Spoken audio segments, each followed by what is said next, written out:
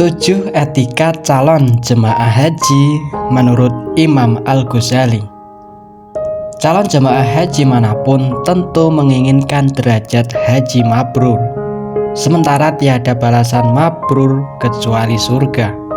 Menurut Imam Al-Ghazali, setidaknya ada 10 adab yang harus diperhatikan oleh jemaah calon haji yang menginginkan derajat tersebut. Namun 7 yang relevan dikemukakan di sini, yaitu sebagai berikut. Yang pertama, berawal dari cita-cita dan tujuan mulia menunaikan ibadah haji. Tujuan dan cita-citanya harus fokus kepada Allah. Hatinya terus tenang dan diarahkan untuk selalu berzikir mengingat Allah, serta mengagungkan syiar-syiarnya. Tangan dan pikirannya harus bebas dari apapun yang mengganggu hati dan memecah konsentrasi cita-citanya. Kemudian, biaya yang dipakainya juga harus bersumber dari usaha yang baik dan halal.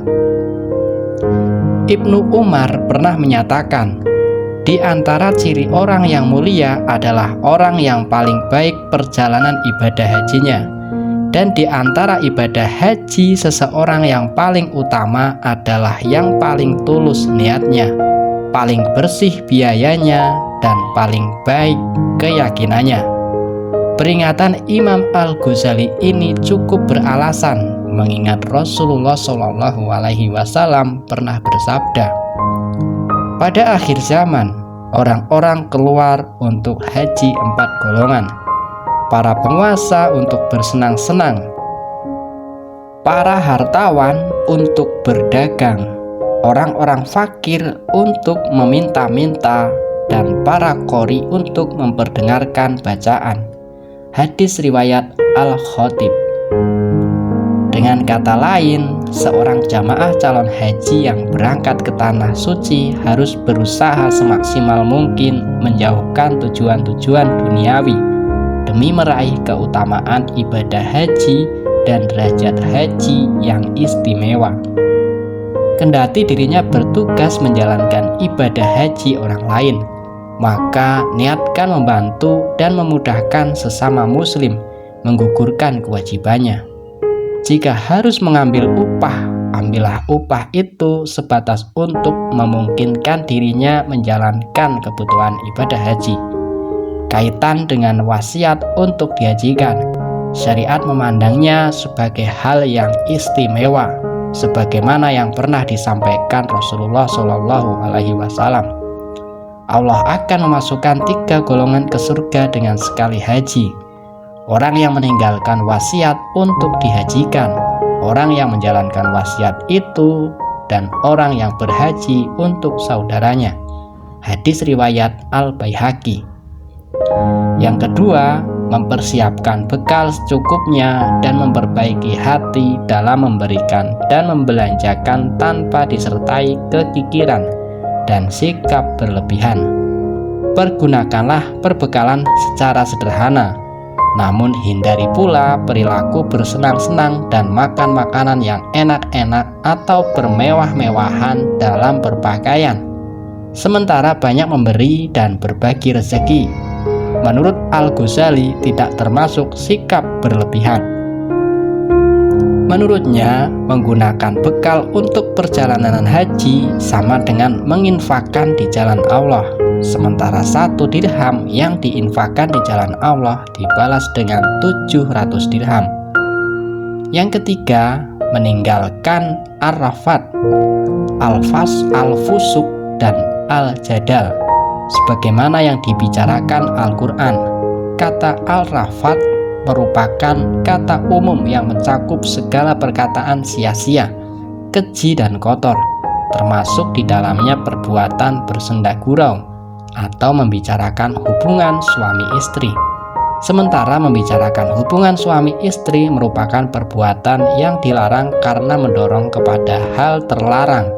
Perkara yang memicu kepada hal yang dilarang adalah dilarang. Sementara kata al-fusuk merupakan kata umum yang mencakup semua keadaan yang keluar dari ketaatan kepada Allah. Kemudian al-jadal merupakan berlebihan dalam permusuhan dan pertengkaran dengan hal-hal yang dapat menyebabkan kedengkian dan perpecahan, serta meruntuhkan budi pekerti yang baik. Sufyan Ats-Tsauri menuturkan, siapa saja yang melakukan ar-rafath, maka rusaklah hajinya. Pantas jika Rasulullah SAW menjadikan tutur kata yang baik dan berbagi makanan sebagai kriteria haji yang mabrur. Sementara dalam sabda Rasulullah SAW disebutkan, tiada balasan haji yang mabrur kecuali surga. Haji mabrur itu tidak ada balasan untuknya selain surga. Walhasil, sepantasnya jamaah calon haji untuk mengurangi pembicaraan yang tidak penting, senda gurau, apalagi pertentangan dengan sesama jamaah. Justru selama di perjalanan menuju Baitullah, hendaknya merendahkan diri di hadapan mereka dan menunjukkan perangai yang baik. Keempat, sebaiknya menunaikan ibadah haji dengan berjalan kaki jika mampu melakukannya. Sebab menjelang wafat, Abdullah bin Abbas pernah berpesan kepada putranya, "Wahai anak-anakku, tunaikanlah haji dengan berjalan kaki, karena orang yang berhaji dengan berjalan kaki, setiap langkahnya dihitung sebagai 700 kebaikan dari kebaikan tanah haram." Namun bagi jamaah calon haji asal Indonesia, seperti hal ini tidak mungkin. Hanya saja masih bisa diusahakan di tanah suci saat menunaikan rangkaian manasik atau pulang pergi dari Mekah ke tempat wukuf, terutama lagi saat ke Mina. Dan jika hendak ditambahkan, sunat pula berjalan setelah berihram. Bahkan ada yang berpendapat bahwa hal itu merupakan salah satu cara menyempurnakan ibadah haji.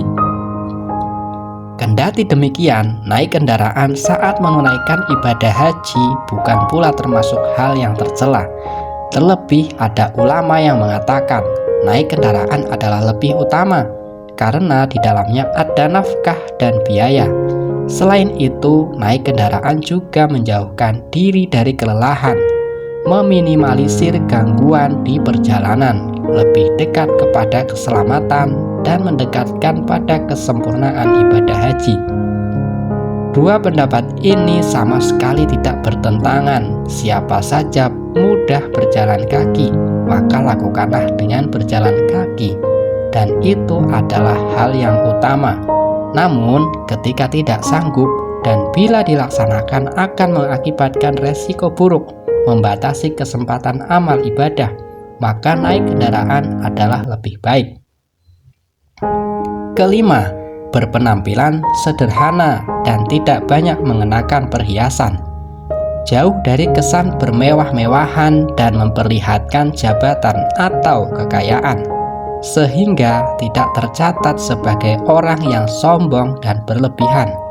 Tampillah sebagai golongan lemah, miskin, dan butuh terhadap rahmat dan ampunan Allah. Rasulullah SAW telah memerintahkan agar jamaah calon haji senantiasa berpenampilan sederhana dan menyembunyikan kekayaan, serta melarang untuk bersenang-senang dan bermewah-mewahan. Demikianlah sebagaimana hadis riwayat At-Tabrani.